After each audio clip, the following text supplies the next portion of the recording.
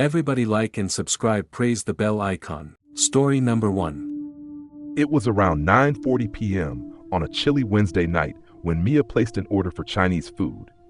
She lived alone in a small second-floor apartment on the outskirts of a quiet suburban neighborhood. The place was far enough from town that deliveries often took longer than usual, but Mia didn't mind.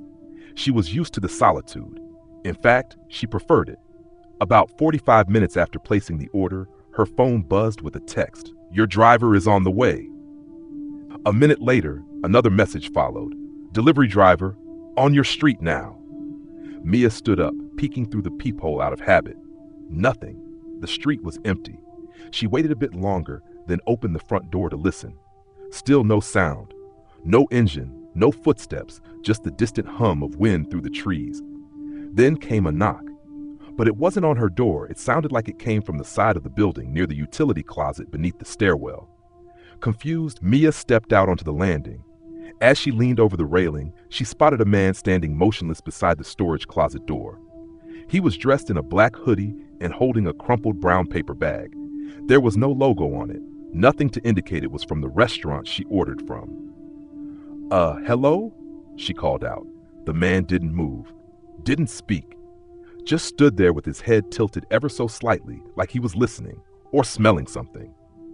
"Are you the delivery guy?" she asked again, her voice rising.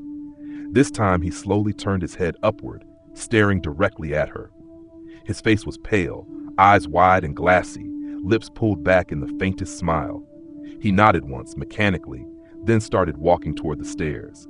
Something about the way he moved made every instinct in her scream. It wasn't just that he wasn't carrying a restaurant bag or wearing a uniform, it was that his expression never changed. That same fixed smile, that same dead stare. Mia backed into her apartment and locked the door. She grabbed her phone to call the restaurant, but noticed something strange. The delivery confirmation message didn't have a number she could call or reply to. She opened the app again, but now her order history was blank. There was no record of any delivery. Suddenly there was a soft tap on the peephole glass. She froze. The tapping continued, steady and rhythmic. He was right on the other side of the door, just staring into the peephole with that same disturbing grin. She backed away slowly, not wanting to make a sound. After what felt like an hour, the tapping stopped. Then silence. Mia waited, heart pounding, for any other sound. She crept back to the door and looked through the peephole. He was gone. She waited another 10 minutes just to be sure, then finally called the police. They arrived within minutes and swept the area, but the man was nowhere to be found. One of the officers, a grizzled veteran of the force, asked to see her phone. When she handed it over, he scrolled through the text messages, frowning. "There's no record of this number anywhere in our system. It's not even a valid number. It's spoofed." He looked up at her. "You said he was holding a paper bag? We found one in the bushes around back. You might want to sit down before I tell you what was inside." Inside the bag wasn't food. It was an old, torn photograph, black and white, faded. It showed a young girl who looked disturbingly like Mia, standing in front of a different house.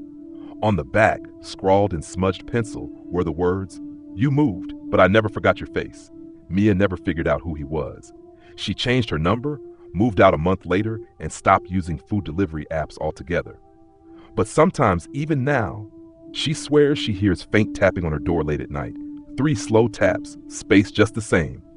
And each time, she doesn't dare look through the peephole, because she's afraid that Smile is still out there, waiting. Story number 2. It started with a simple app order, just a late-night pizza delivery. Mark was a driver for a local food delivery service, used to the routine of dark streets and quick stops. But one night changed everything. The app pinged an address on the outskirts of town, a place he'd never delivered to before. The GPS led him down an old, narrow road flanked by dense woods, where streetlights were scarce and the silence pressed in. When he pulled up to the house, the porch light flickered weakly, casting long shadows that stretched like claws. He knocked on the door, but no one answered. The house felt wrong, too quiet, too empty. He glanced at the order notes on his phone. Leave on the porch. No contact. Strange, but not unheard of. Mark set the pizza down and started back to his car when he noticed movement inside the dim window. Something or someone watching. He shrugged it off and drove away, but the unease didn't leave him. The next delivery was to a nearby apartment complex, but when he arrived, the elevator was out of service. He climbed the stairs to the 13th floor, a place tenants joked was cursed. The hallway was unusually cold, the kind of cold that seeps into your bones. At the door, he heard soft whispering, unintelligible but urgent. When he knocked, a woman's voice whispered, "Thank you," before the door creaked open on its own. No one was there. Chilled, Mark left quickly, but the whispering followed him in his mind. Days later, his app pinged again, this time an address in an abandoned industrial district. The building looked like it had been empty for years. The GPS said deliver to the back door. He found it half hanging off its hinges, the faint smell of decay thick in the air. He stepped inside to leave the package on a dusty table, but the silence shattered when a guttural growl echoed from the shadows. His heart raced as he spun around, nothing but darkness and the scraping sound of something dragging itself closer. He ran, stumbling over debris, desperate to escape. Back in his car, shaking, Mark checked his phone. The app said delivery complete, but when he looked at the order details, the customer's name was a string of gibberish characters. No phone number, no history, just the location. Then a message popped up. "Thank you for delivering. You're next." That was when Mark stopped answering calls and stopped driving. But sometimes, late at night, his phone still buzzes with ghost orders from places that don't exist, from people who aren't there. And if you're unlucky enough to accept those deliveries, well, some say you never really leave the job. Story number 3. There was a delivery driver named Mark who worked the night shift for a small local courier company. The job was straightforward: deliver packages across town, mostly to residential areas, from dusk until dawn. Mark liked the quiet nights, the solitude, until one evening when everything changed. It started with a routine delivery to a house on the edge of an old neighborhood, a place where the streetlights flickered and the trees grew thick and tangled. Mark pulled up, glanced at the address on the package, and rang the doorbell. No answer. He knocked lightly, but silence. Just as he was about to leave the package on the doorstep, a faint movement caught his eye from a second-floor window. A pale face appeared, eyes wide and unblinking, watching him intently. Feeling unsettled, Mark hurried back to his van and moved on.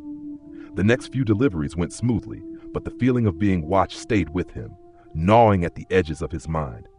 Hours later, he got a call from dispatch.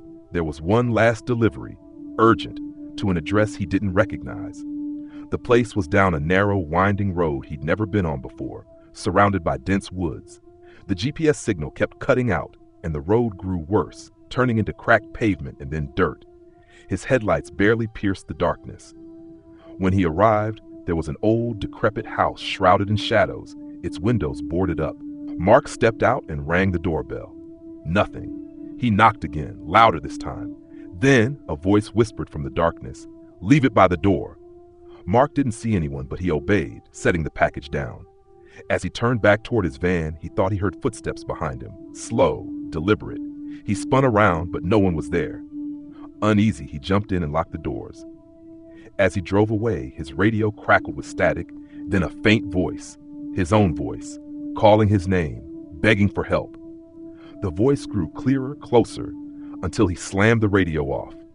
He told himself it was just interference, a trick of the night, but the terror clung to him. Over the next few days, strange things began happening. Packages he hadn't delivered showed up on his doorstep, wrapped in the same brown paper, tied with rough twine. His phone rang with calls from unknown numbers, only silence on the other end. And sometimes late at night, he could swear he saw a figure standing at the edge of the woods near his house, watching. One night, desperate for answers, Mark went back to that old house on the dirt road. The boards were gone, the windows open and dark. Inside, the air was thick with dust and something else, something rotten and cold. On the floor was a package, identical to the ones he delivered, but when he opened it, inside was a mirror, cracked and smeared with dirt. Looking into it, he didn't see himself, but the pale face from the second-floor window staring back at him, eyes empty and hollow. Behind the reflection, shadows twisted and moved, reaching out. Mark dropped the mirror and ran, never looking back. From that night on, he quit the job. But the calls didn't stop. The packages kept coming. And sometimes when the night was darkest, he could still hear his own voice, trapped on the radio, begging for help that would never come.